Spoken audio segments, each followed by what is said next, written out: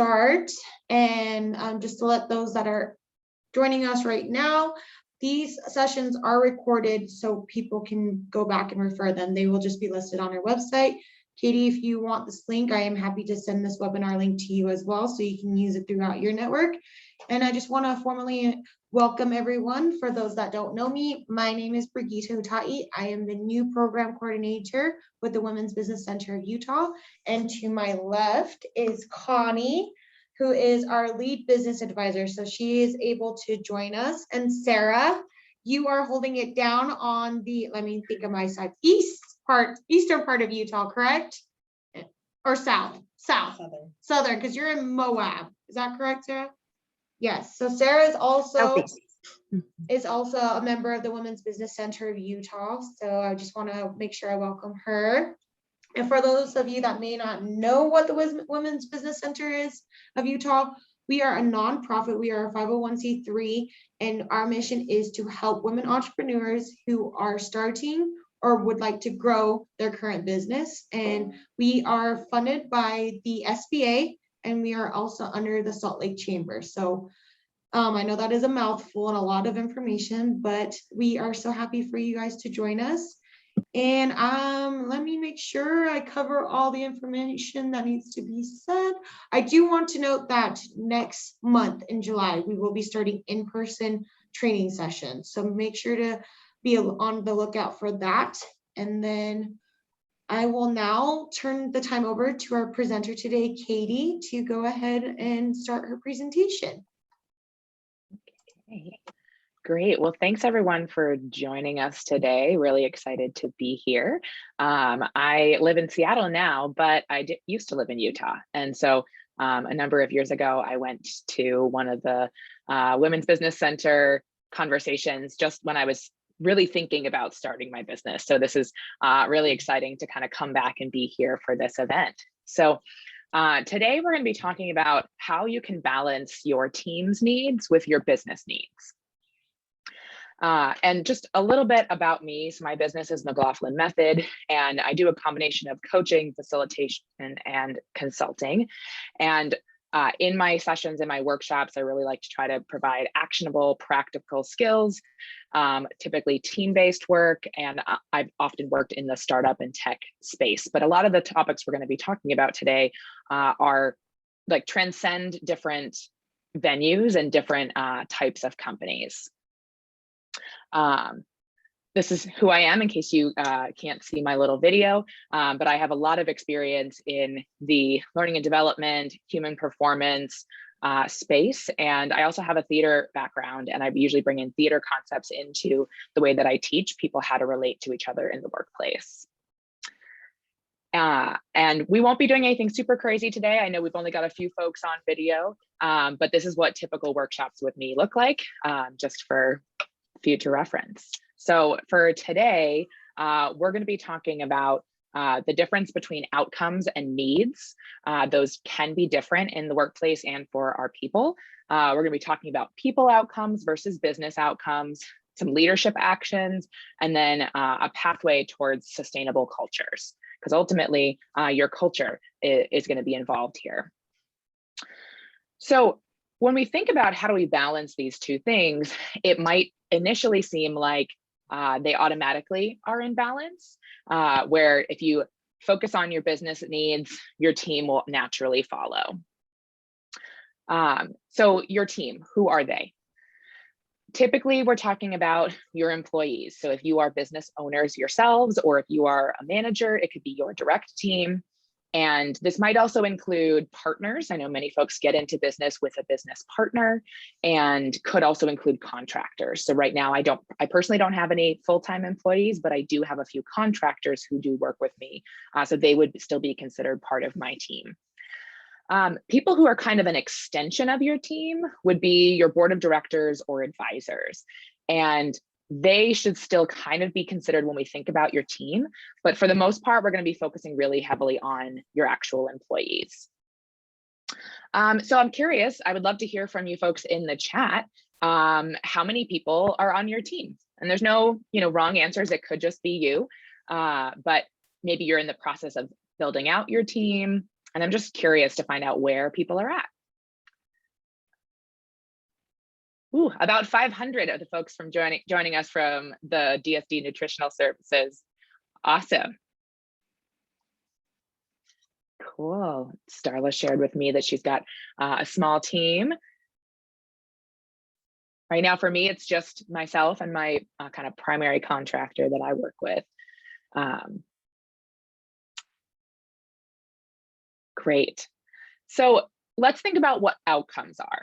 Now, and typically when I'm talking about outcomes, and especially as we think about business outcomes, things that typically come to mind include, what are your goals? What are the kind of facts of your business that they should be measurable? And it can also include observable skills.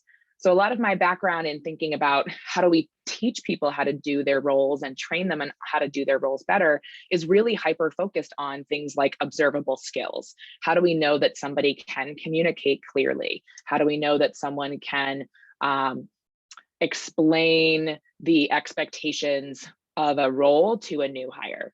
Things like that. Those are kind of observable skills.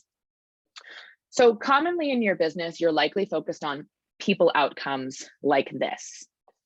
Let's see, so a note here.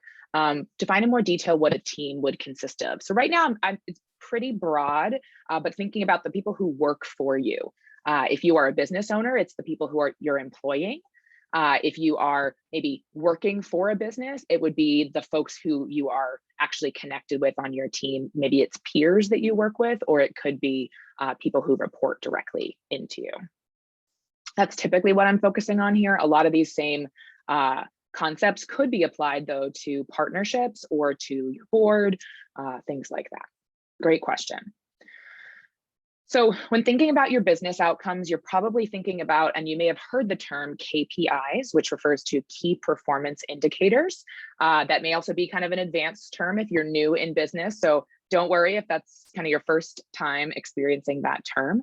But typically that relates to things like revenue. How much are you bringing in sales? How much money are you making?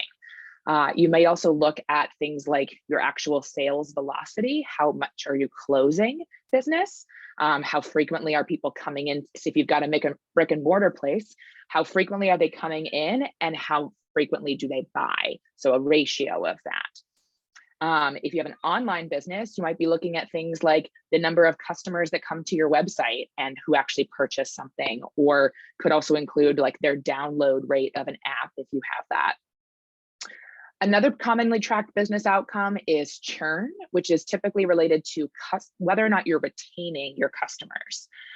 Most commonly, this is used in kind of the software or subscription type company, but it could also apply to businesses where you're looking for customers to keep coming back. So like if you have a restaurant or a coffee shop, you might be looking for folks to keep coming back and using your services. When you get to having larger teams, you're likely also tracking people metrics. I'm still putting this under the umbrella though of business outcomes that you could be tracking and not people outcomes. And I'll explain that in just a second. But those people metrics would be things like headcount, your turnover rate. So how frequently are people leaving your company? Like they were an employee and they've decided to put in their notice and leave. How frequently is that happening? You're also typically tracking payroll and the associated cost of having employees, which could include benefits, perks, other things like that. You may also be tracking Glassdoor reviews. As your business gets larger, many people will go onto Glassdoor to write a review of what it was like to work at your company. And you also might be doing employee engagement surveys. They are also referred to as culture surveys. There's a lot of different providers and platforms out there now. And that data tends to be kind of a gold mine for understanding how your employees feel about your business and the way that it is to work with you. So all of those things are coming from a perspective that's really what I like to refer to as an analytical mindset. So where we're really looking at just data, we're looking at raw numbers of sales, raw numbers of headcount or turnover rate. And while looking at those numbers in black and white, clearly is very beneficial as a business owner, it can also allow us to kind of remove the human component that can be really involved in driving those business numbers or that data. I also like to talk about with business owners and with companies, the stakes that are involved. So what is at stake for your business if you don't hit those metrics? Well, you could be at your reputation as a business could be at stake. Your livelihood as a business owner, maybe as your investors or your employees could all be at stake. Staying in business is at stake. And then of course, the satisfaction of your customers. So these stakes as a business are high, right? And so I know that whenever stakes are high, we have to acknowledge that our emotions can also run high as well. And especially if we're in a situation, I don't know how everybody has fared over the pandemic, but I know a lot of businesses had to make some difficult decisions about their business or whether or not they could continue to employ people and a variety of decisions like that. And so it's important that we acknowledge that there are stakes and things that drive those business outcomes that are driving our intention to meet those business outcomes. Ultimately, though, all of those business outcomes we were just talking about are driven by people. There are humans that actually drive those business outcomes. So here's some examples.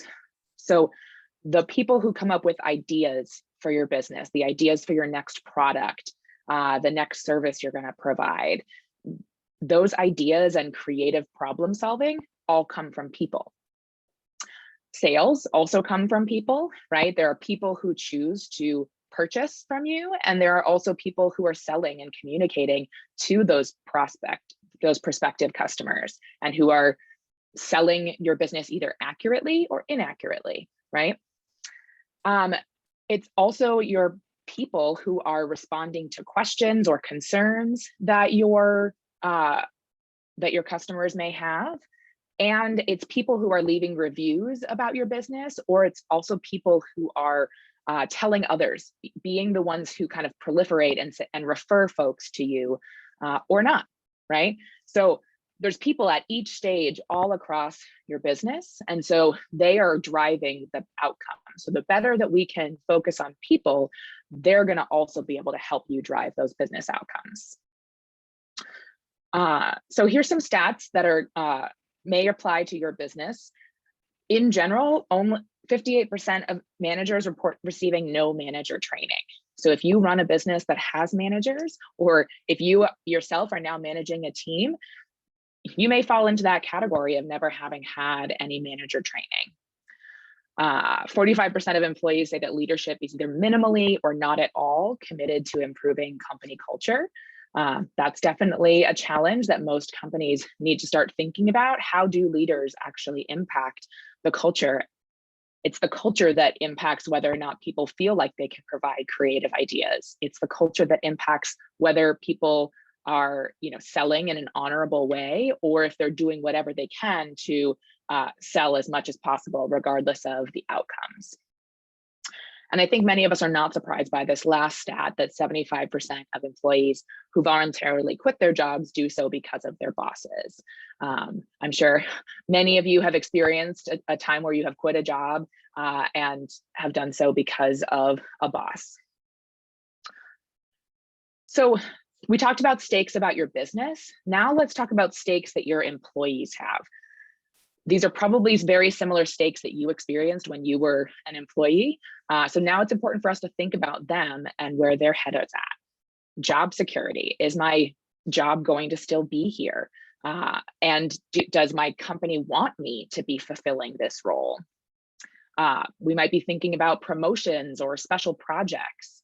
What future earnings do I have at stake? But also my current pay, right? My current pay and my current salary to support myself and my family is going to be at stake.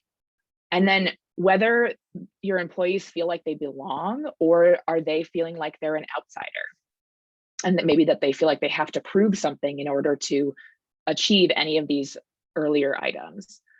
And then of course, feelings of usefulness and engagement. When people are not worried about these things, they're more able to engage in the different challenges that you ask them to participate in as part of your business. But as soon as one of these things is at risk, then your employees might start to not pay as much attention. You might start to see them not show up as much to work, or maybe their quality of work could start to slip.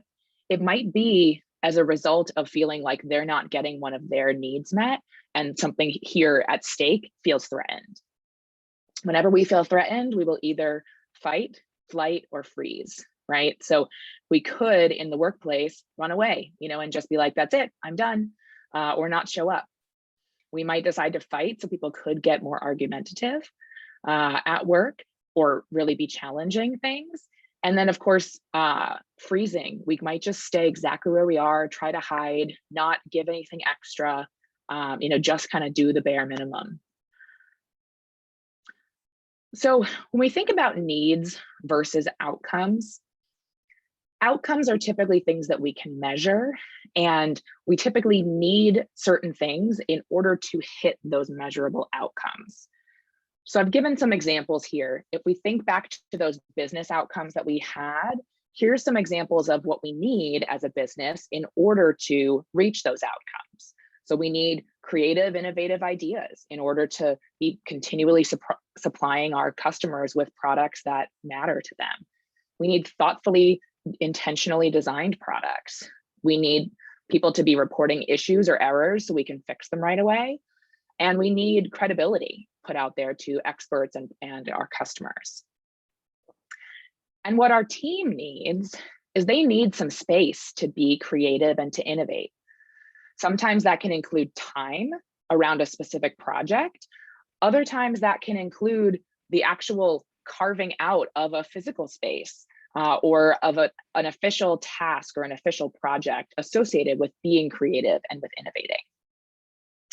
Our teams also need inspiration and motivation. They need something to believe in. And so if they're not sure how their role makes a difference for you, for your business, for your customers, they may start to feel like they're just doing busy work, or that that they're really just kind of making you all the money and they're not really seeing any of the rewards. They also need a safe space for feedback and support when they're stuck, frustrated, or confused. There's this fine line between providing people with space and autonomy, and then also not providing them with enough direction or enough support in order to be able to be autonomous and to create things. We all want to know that our work is contributing towards something important and that it's going to be used and valued. Our team also needs trust and belief in them and their skills. So this speaks back to kind of making sure we're not micromanaging our team. So if they've got skills, they've got a background, let them use it. And they also need respect for their individual needs and identities. So this really speaks to all the work that we all need to do around unpacking systemic racism, unpacking systemic sexism, ageism, ableism. We all have work to do on all of that, on how we can actually fully respect someone and their individual needs and their individual identity.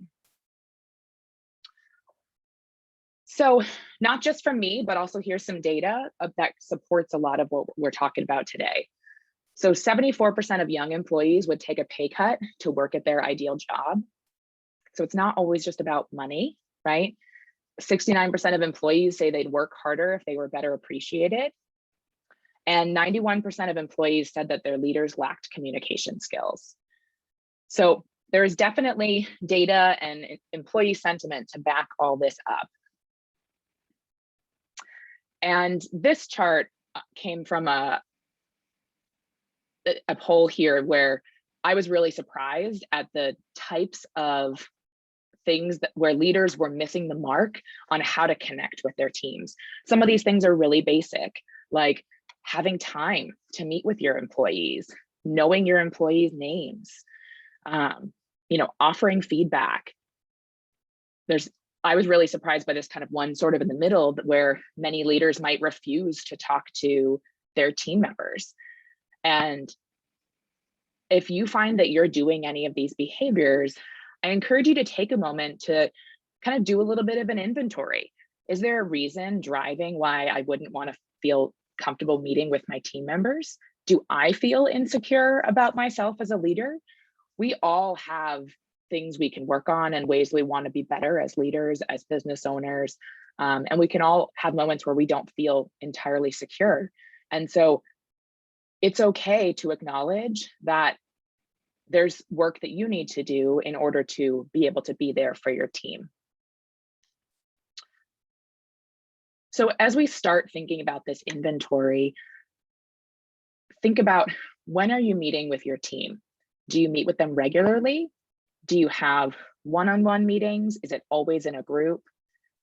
Are you carving out time to explain and define your expectations for your team? If you're not, it's time to start thinking about how you can make space for that. Here are some other leadership actions that you can take. So this is all based off of that earlier chart of the things that leaders weren't doing. So these are the actions to start doing. These are the ones that you could start to measure, that you could start to have outcomes around. So recognizing your team's achievements. We all can do more work to celebrate each other and celebrate the work that our teams do. We all feel good when someone else recognizes the hard work that we've done. Give clear directions. So maybe before you pass off a new project, ask yourself, have I documented clearly what I'm asking my team to do? Make time to meet with your team. I know that one sounds really, really basic, but most leaders and most business owners, your calendar can fill up so fast. There's always more things for you to do. And so the only way that you actually ensure you have time with your team is if you make that time. Whether that's setting aside time every week to meet with your team as a group, maybe you meet one-on-one with your team every 2 weeks. The other thing, especially if you've got a remote team now, the other thing you might consider would be setting up a standing office hours time. One of the things we're missing with our remote work cultures is that you are not able to drop by somebody's desk to ask a casual question. And now it can feel more like people have to bother you in order to connect with you. And so that's one of those barriers. That's one of those places where stakes could start to be raised for your team. So lower the stakes, set up a standard time once, twice a week that everybody's invited to that, Zoom meeting or whatever platform that meeting would be on. And people can just drop in and ask questions. They can hang out, they can chat. Maybe they end up chatting with each other, but that's one of those times where they know they can get you and your focused time and your answers to questions. Give credit to your team's great ideas. So one of the things that was the kind of fault that leaders had been called out for was taking credit for the ideas of others. And I think that as women, we probably have all experienced that in the workplace. And so I just want to encourage you that it's really important that we start to shift that behavior, that we start to really call out and give credit to different people and their ideas. If this is not something you're strong at, I'd encourage you to find somebody on your team who is strong at it. Maybe there's somebody who's really good at taking notes and documenting who had different ideas in a brainstorming session. Then ask them if they'll keep playing that role and help call back to where those ideas came from and ask to be called out for that. Offer helpful, constructive criticism where warranted. This is also something to keep in balance with how much you're celebrating your team. We can focus too much on the negativity. We have, as a general people, we have a negativity bias where we see the negative first. And so our team members are likely to be their harshest critic of themselves. Let's be careful that we are offering helpful, constructive feedback, but not too much, right? We can only work on so many things at one time. Use your team's names. I know that one's simple, but it was a thing to call out for sure. And make time to connect with your team offline as well. So whether that's giving them a phone call, maybe you send them a text, or also in person as you start to feel more comfortable and as things start to feel safer for everyone. And then as you're talking with your team about your business, about your work, you can also start to shift how you talk about the same things with your team. So instead of just like sending out information about, hey, here's how much money we made, here's some of the big deals we want to celebrate that our team made, instead focus from a people first perspective. You can still call out those same things by calling out wins. Hey, I want to call out Sarah because she had the most sales this month, or I want to call out Brigitte because she made this really big impact with one of our really big customers, and they signed up for another round of whatever the services that we have, right? So focus on the people first. That's one way that you can start to bring in more of that recognition, especially into your team meetings if you have an all hands type meeting. Also bring in those customer stories, because every business is ultimately started for some why, some reason, right? Keep everybody focused on that why, and it will feed you as a business owner as well. Because if we keep staying focused to our why, our passion, why we started our business, then it's going to help us have more of that energy to overflow into other areas of our business and into our team. And of course, call out things like collaboration, because we don't make big decisions. We don't create the next big thing in a vacuum. So call out those collaborative moments and, celebrate that. Celebrate it about the collaboration, not just, hey, we built this great thing. So here are some other action items that I would encourage each of you to take. And this is what I'm envisioning here as your kind of path towards a sustainable, people-focused culture. So take an inventory of your skills and the needs of your team. It's going to vary depending on your business and how big your team is, what your team does. So I'd encourage you to take time to do that. Seek out more training opportunities for yourself, especially if you're someone who fell into that bucket of folks who doesn't have a lot of experience managing people or a lot of training managing people. I encourage everybody to get a leadership coach or some kind of business coach to help you in this journey as you are, working on your skills, working on creating something from scratch. Take time to investigate when your team seems stuck. So if you're finding that part of your team isn't performing well, don't immediately assume that it's because of a failure on their skills. There may be something that they have made of a need that is not being met, or they might not be sure how to reach the outcomes you're setting for them. And take time to intentionally rebuild your team's health and your team's culture. We have to investigate and call out and work on whatever is keeping people stuck before we can actually make a change and can move forward towards something that's more collaborative, more open, more inclusive. So that said, I'm actually going to, before we do any kind of like aha moments, I actually want to just kind of break. I'm going to turn off sharing for a moment and just ask if there are any questions out there about your team and how to do some of this kind of balancing act. And you're welcome to put it in the chat or come off of mute. I think either is fine. I had a question. Yeah. I think the thing that I struggle with, because as I'm growing my business and I kind of had a team and then COVID just kind of made things really weird.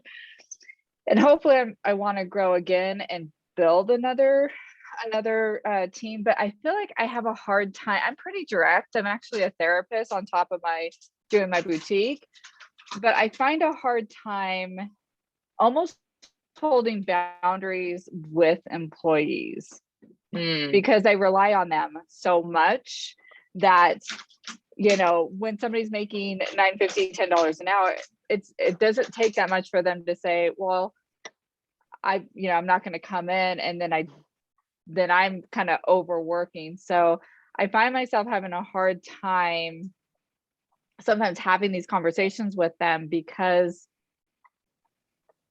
there is a sense of reliance on them when I do have employees to cover these hours. Right. If that Yeah, makes I mean, sense. I don't it know. does.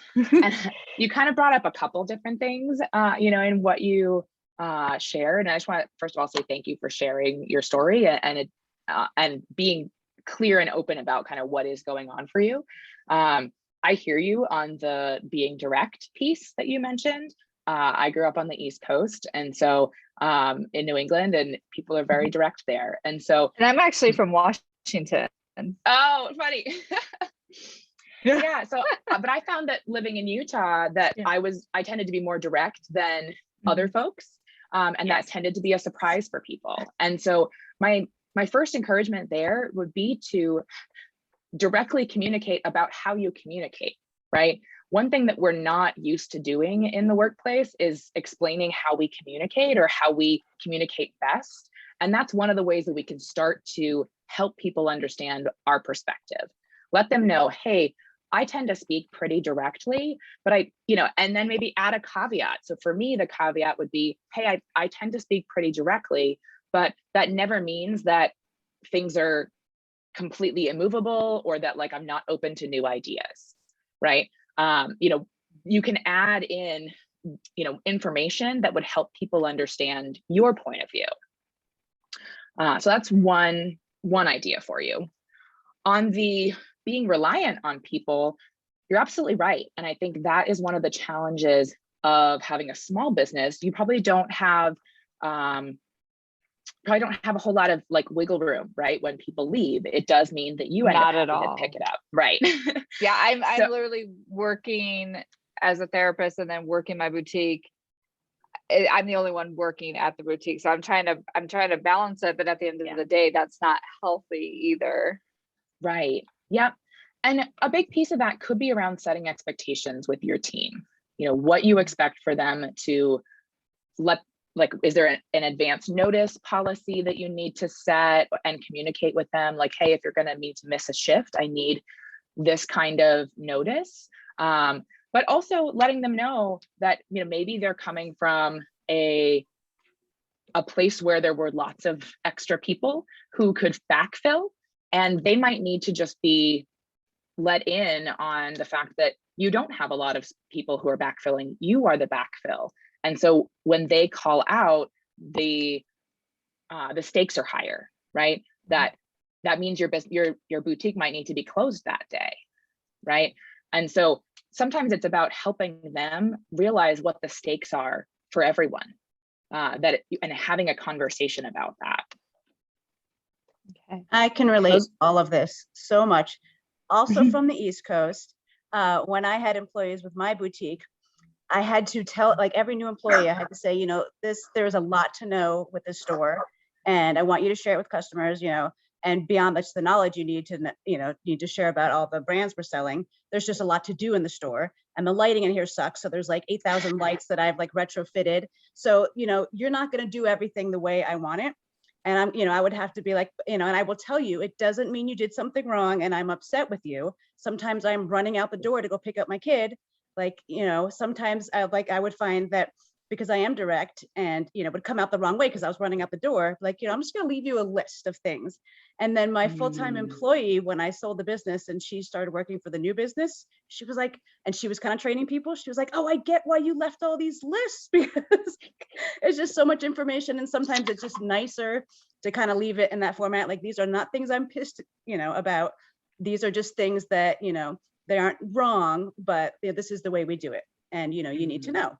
And so it's almost like social work, like, figuring out the way to communicate with different people in different ways. And then, the employees, I had people not show up because it was beautiful out and they wanted to go on the river, and like, well, you could call me and let me know though, so I could open the store. So some of that is just maybe the nature of some people.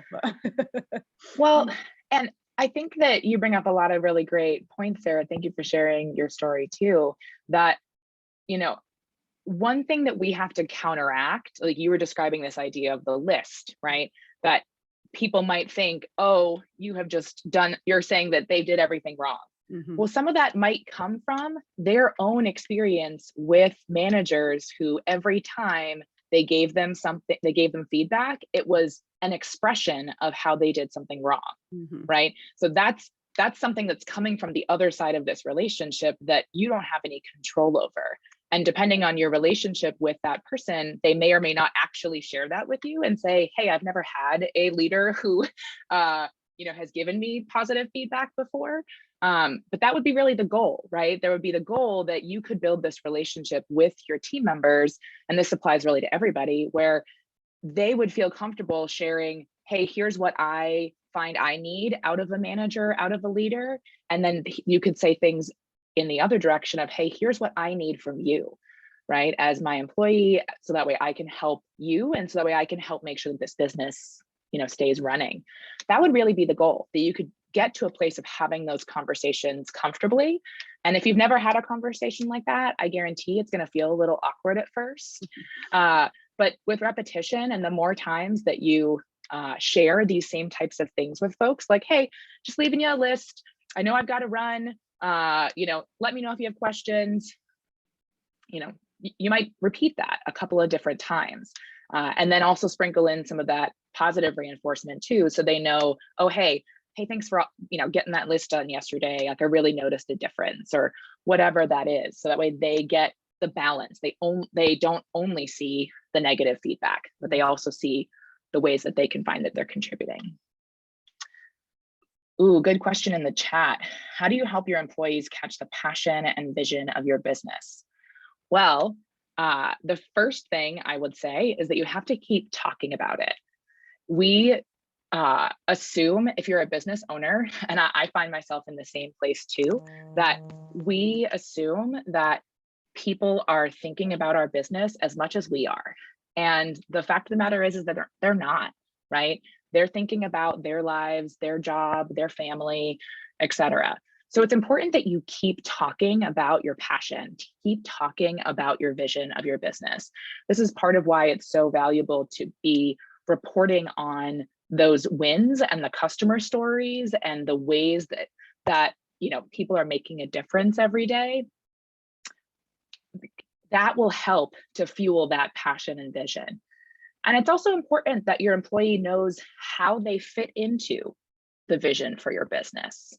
Are they instrumental in the growth of your business? Are they the face of your business? Help them know how they fit in. And if you don't know how they fit in, then that's your work to start with. How does each of your employees fit in overall to your vision, and how do they help this passion continue to ignite? I hope that helps with your question.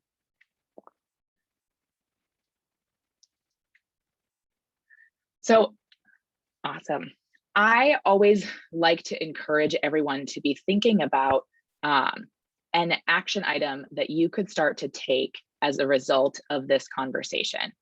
It's not enough to just learn and be thinking about these concepts, but what's one action that you could take this week, in the next week, to maybe communicate more effectively, to connect with your team? And I'd encourage you to put that in the chat.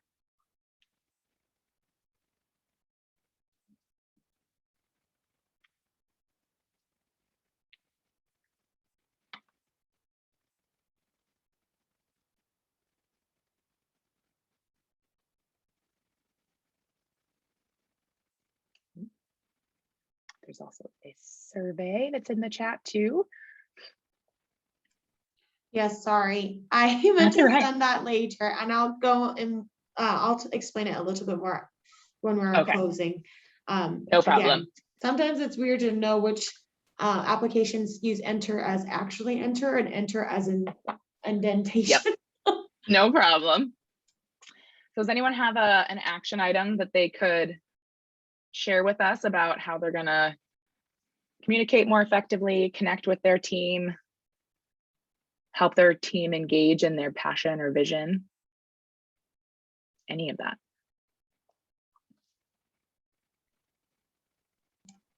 I was, if you see Connie and I chit-chatting, we're just talking about the practices that you that you're mentioned. talking about. Yeah, that you've shared, and like even because we're both pretty new to the Women's Business Center of Utah. So we've just talked about like how the differences of working here compared to like past. And one of the things that we've talked about is how our state director, Anne Marie, is really good at allowing us to do our positions and our roles and really allowing us to take responsibility. That's how we've experienced it so far. Obviously it's going to be a little bit different for those virtual, but I know for one thing that like you said, make time for, I know Sarah and Effie can talk about this, is that on Mondays, it's like Mondays like is filled with staff meetings and talking and really expressing about what we're doing as a team as a whole, and then what we're doing as individuals. And I think it's really nice. And we've all kind of expressed between us here in the Northern office about how much more we want to communicate, as me as a program coordinator, as Connie and Effie as business advisors in the Northern part. And so, yeah, it's just a lot of the things you mentioned were like, yeah, like that's stuff and it's stuff that weren't being practiced in our past jobs. Right. And I think like redirecting in a kind way, looking at their strengths, reinforcing what someone's done, correctly or whatever. And then where if you do have something that wasn't done, find a solution between the both of you, because I feel like when you're there to mentor or manage, you need to ask them and make sure that they have the tools that they need, because when they succeed, you succeed. And like you said, their vision and passion, you have to show them that vision and passion. I think through, doing that, I think that helps. Yeah, great. One more question came through in the chat, some ways that you show appreciation for your staff. So I'll share a couple ideas, but I'm also curious to see what other folks would have to say or add to that.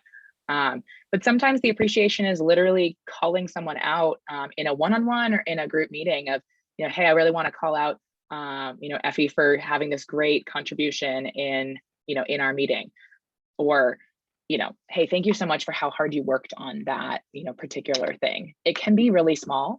Other folks might, have a whole campaign where you're providing appreciation through, activities or things you might send to their home. I know my partner works for a company, and they've sent all this kind of stuff throughout the course of the last year to just try to help people still feel like they're connected to the team.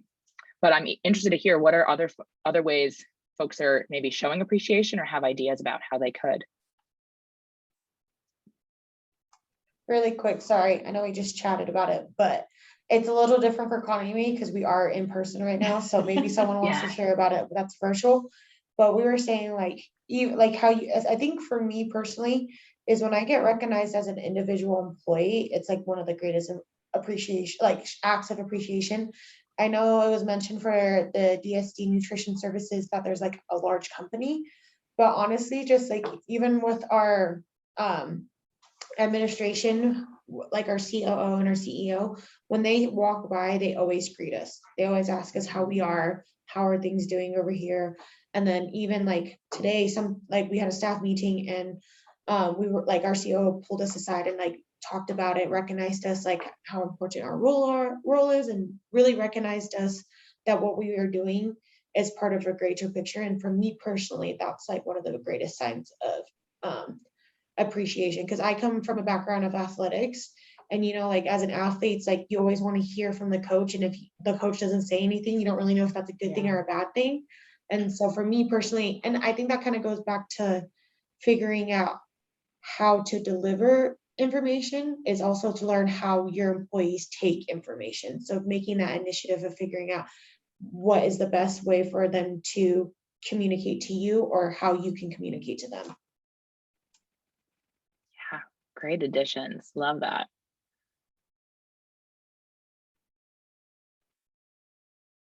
Alrighty. Well, I also just want to let people know that if you want to chat with me afterwards or work with me, I do both individual manager coaching as well as what I call team health rebuilding.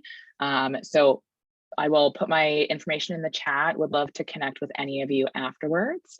And just want to say thanks for showing up here today and for carving out some of that time to think about how do you lead and how important your team is.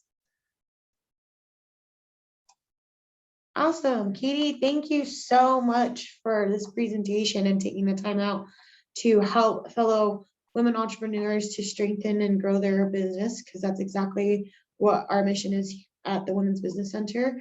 And I think your points are great, especially with the changes that are needed to be made for COVID, because like no one's ever going to prepare for that. I've talked about it with Connie a lot, is that there's a lot of bad that's happened through the pandemic, but I think the virtual option has actually been a really great exposure for people that work a 9 to 5 to see the different avenues that they can take. So thank you. And then I don't know, Katie, if you want to respond to this question about the slides, feel free to, because that's your work. And again, this is recorded and it will be posted as a webinar, so you can have to share with your team and all that stuff. And like I mentioned, I did drop a link to a what is the word? Survey. A survey evaluation. That's the term I was looking for. So if you could please fill that out, that'd be amazing. It just allows us to know what you are looking for, how we can help you best, and make sure that we are providing the information that you are seeking as business owners. And then I also wanted to mention that next week, if you want to mark your calendar, next Wednesday, we are also having another training session. It will be virtual at 10 a.m. and it's about how to boost your SEO. Especially like we mentioned about virtual things. I know when it comes to digital marketing, it is a big topic. So if you would like to join that, make sure to check our calendar out on the WBC Utah website. And I believe that is all from us. Do you have anything to say, Connie? No, thank you so much, Katie. We appreciate your time. And we look forward to talking with you again. So thank you. Yeah, Take care thank up there. you. Yes. And I love it because like Katie said, she mentioned earlier, she was a client of ours. So, or is sort Yeah. of still a client, even though she's a new states, but it's so wonderful to hear. That's what we want to hear from. We want to hear from people like you. So even if you guys have, if you know of someone, if you know a fellow woman entrepreneur, please feel free to send them my information, because that's who we want to hear from. We want to hear from real people that have dealt with real situations so we can help one another.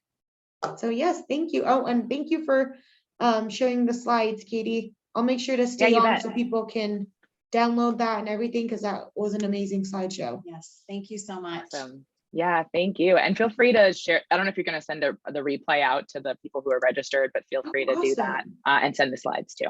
Perfect. I'm going to actually save that for me then. Cool.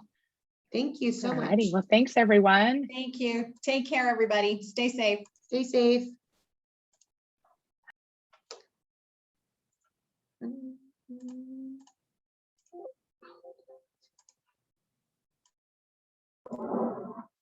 Connie, Tommy. Did you hear me? Yeah, she heard you. I just had to, I'm trying to download this PowerPoint and it's not working. Oh, the recording? Oh, let me stop the recording. Stop.